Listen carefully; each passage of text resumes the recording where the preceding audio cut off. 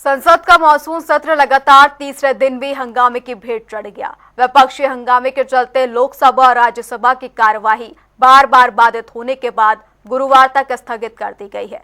विपक्षी हंगामे पर सरकार ने एक बार फिर स्पष्ट किया है कि वो सभी महत्वपूर्ण मुद्दों, विशेषकर नीट पेपर लीक मामले पर चर्चा के लिए पूरी तरह तैयार है।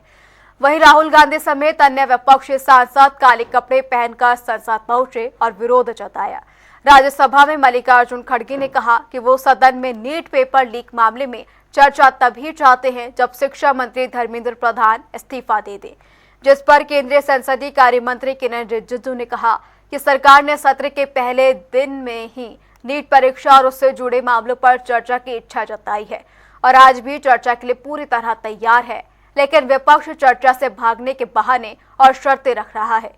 वहीं केंद्रीय मंत्री जेपी नड्डा ने भी एनडीए गठबंधन के रवैये को गैर जिम्मेदाराना बताते हुए कहा कि संसद में लोकतांत्रिक मूल्यों और संसदीय शिष्टाचार का उल्लंघन किया जा रहा है।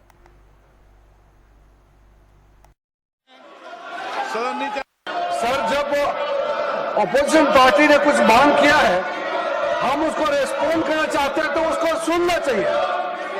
आपने कुछ डिमांड किया है तो सुनेंगे नहीं, इसका मतलब आप चर्चा नहीं चाहते हैं।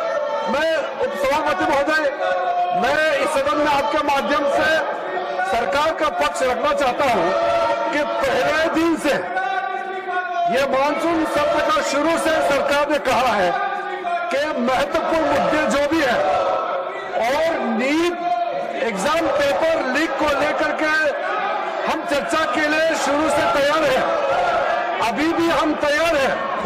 हमने कांग्रेस के नेताओं को बताया,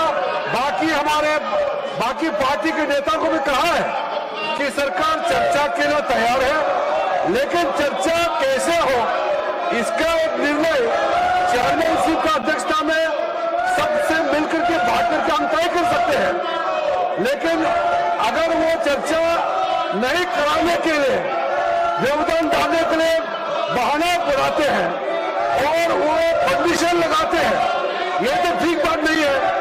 हमारा सरकार हमारे युवाओं का भविष्य के लिए, हमारे छात्रों का भविष्य के लिए नीट एग्जाम और संबंधित मामले को लेकर के पूर्ण रूप से चर्चा के लिए तैयार है।